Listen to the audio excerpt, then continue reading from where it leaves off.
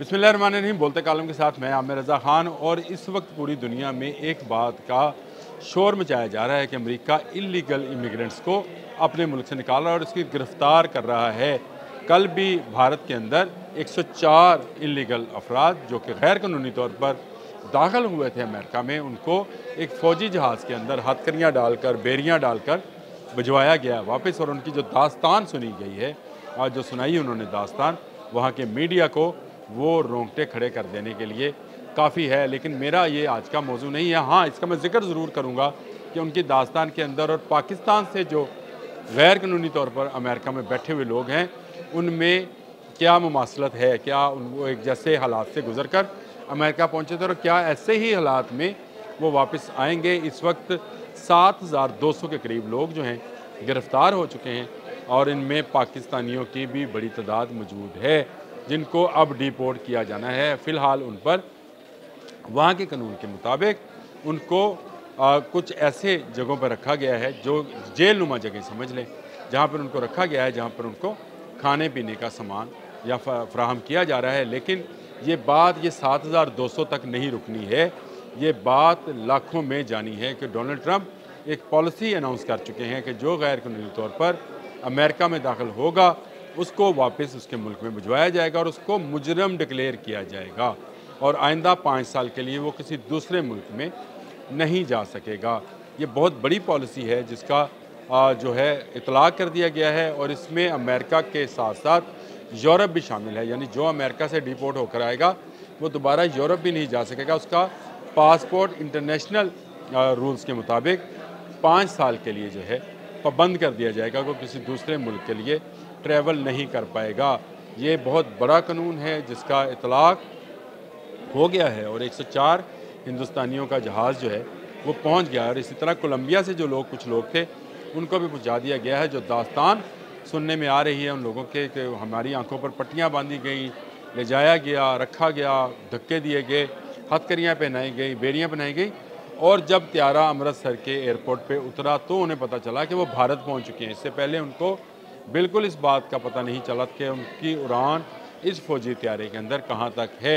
वो इस वक्त भारतीय असम्बली के अंदर इस पर बहुत शोर और ववेला है और वहाँ के जो वज़ीर ख़ारजा हैं उनसे कहा जा रहा है कि अमेरिका को अपना एहतजाज जो है रिकॉर्ड कराएँ कि भारतीयों के साथ अच्छा सलूक नहीं किया है। लेकिन उन्होंने भी साफ असम्बली में खड़े होकर जयशंकर ने ये कह दिया कि भारतीय इल्लीगल थे। तो वो पाकिस्तानी जो इस वक्त अमेरिका में इल्लीगल हैं उन पर खौफ छाया हुआ है और वो यहाँ से बहुत कुछ बेचकर उन्होंने अपने किसी एजेंट के ज़रिए या किसी और रास्ते से कुछ लीगल वे से भी है। जैसे आप एजुकेशन के लिए वीज़ा हासिल करते हैं लेकिन आप एजुकेशन के लिए नहीं, कमाई के लिए वहाँ जाते हैं। अब बारी उन लोगों की आने वाली है। ये बड़ी खौफनाक सूरत हाल है कि पाकिस्तान में रेमिटेंस के नाम पर जो तारकीन वतन है बड़ी रकम भेजते हैं और ये सिर्फ पाकिस्तान में नहीं, थर्ड वर्ल्ड के तमाम ममालिक जिनमें बांग्लादेश, श्रीलंका, इंडिया, अफ़गानिस्तान भी शामिल है, वो भी उसमें जो है अच्छा खासा ज़र मुबादला जो है इन ममालिक को रेमिटेंस की सूरत में आता है और इसका बड़ा हिस्सा अमेरिका से आता है जहाँ कमाई ही डॉलर्स में होती है। आपको करेंसी एक्सचेंज कराने की ज़रूरत नहीं है। लेकिन अब अमेरिका में रहने वाले गैर कानूनी तारकीन वतन के लिए कड़ा वक्त शुरू हो गया है। अब वहाँ पर जाने का उन लोगों को जो अभी सोच रहे हैं कि वो किसी एजेंट के ज़रिए वहाँ चले जाएँ। मैं आपको बताऊँ जो भारत का जहाज़ 104 का जहाज़ आया है ये सारे का सारा पंजाबियों से भरा हुआ था। कोई 31 गुजरात के थे, कोई 38 हरियाणा के थे, कोई 16 जो थे उनमें सिर्फ पंजाब लिखा हुआ है। ये सारे वो पंजाबी हैं जिन्होंने एजेंट्स को लाखों रुपए दिया। जो स्टोरीज़ आई बाहर, जसपाल सिंह एक बच्चे का जिक्र है जिसने 48 लाख इंडियंस दिए। तो पाकिस्तानी रुपयों में आप इसको करोड़, सवा करोड़ के करीब समझें, 1 करोड़ 25 लाख के करीब अमेरिका जाने के लिए। और जिस हालात में से गुजर कर वो गया, जिस तरह उसको ले जाया गया, पहले इटली गया, इटली से फिर वो कोलंबिया गया, कोलंबिया के जंगलों में से उसको गुजारा गया जहाँ उसने बहुत सारी लाशें देखी। एक पूरी स्टोरी, एक पूरा स्क्रिप्ट जो है इस पर लिखा जा सकता है और इस पर बहुत लंबी बात की जा सकती है। इसी तरह आपको याद है कि पाकिस्तान से भी तारकीन वतन की पिछले दिनों 2 कश्तियाँ जो है डूब गईं जिसमें हमारे यहाँ के वो नौजवान बच्चे बच्चियाँ जिन्होंने लाखों रुपए देकर गैर कानूनी तरीके से दाखिल हो यूरोप और अमेरिका में दाखिल होने की कोशिश की थी। उनकी कश्ती को एजेंट्स ने डुबो दिया, पकड़े जाने के डर से एजेंट्स ने डुबो दिया, क्योंकि ख़ुद उनके पास उसका मुतबादल मौजूद होता है। तेज़ बोट्स होती हैं जो उनके साथ साथ सफ़र करती हैं और उसमें बैठकर वो निकल जाते हैं। तो ये एक बड़ी डेवलपमेंट है कि अब अमेरिका ने बाकायदा स्क्रूटनाइज़ करना शुरू कर दिया। और मैं आपको एक ख़बर इसमें और देने जा रहा हूँ कि इसमें पाकिस्तान के नाम पर वो अफ़गानी जिन्होंने यहाँ से इलीगल तरीके से पासपोर्ट और शनाख्ती कार्ड बनवाए थे वो भी पकड़े जाएंगे, क्योंकि उनके पास भी कोई ऐसी चीज़ या ऐसा डॉक्यूमेंट नहीं होना कि वो मज़ीद रह सकें। ये बहुत सारे लोग जो थे वो पाकिस्तान का नाम बदनाम भी कर रहे थे और दुनिया भर में पाकिस्तानियों के लिए मुश्किलात भी पैदा कर रहे थे।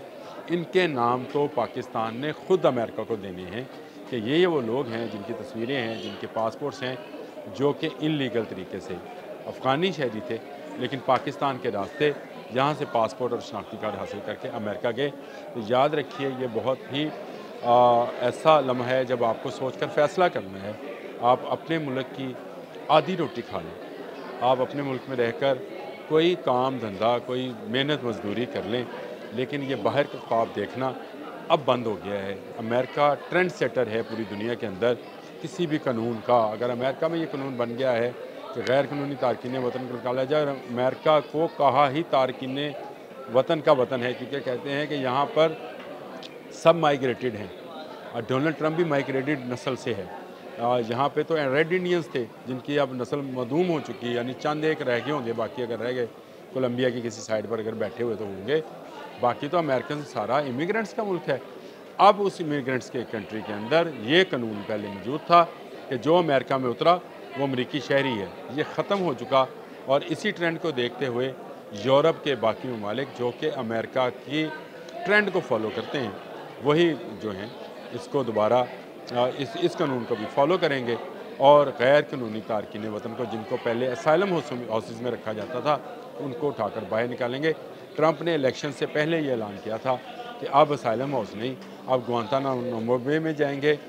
जो इंडियंस वापस आए हैं वो बताते हैं कि हमें कहाँ रखा गया हमें नहीं पता, आंखों पर पट्टियाँ बांध कर ले जाया गया था और खाने को बहुत मौजूद सामान दिया जाता था, धक्के भी मारे, खैर मारा भी होगा, तशद्दुद भी किया होगा, लेकिन उनके लिए तो ये मुजरम है। तो आप मुजरम बनने से बेहतर है कि आप अपने कंट्री के अंदर, अपने मुल्क के अंदर रहते हुए यहाँ कोई रोज़गार तलाश करें, यहाँ कोई ऐसा सिलसिला बनाएं कि आप जो लाखों रुपए एजेंट्स को देते हैं उसी लाखों रुपए से को कारोबार करें। अल्लाह रिस्क देने वाला है, अमेरिका नहीं। आज के लिए इतना ही। अल्लाह।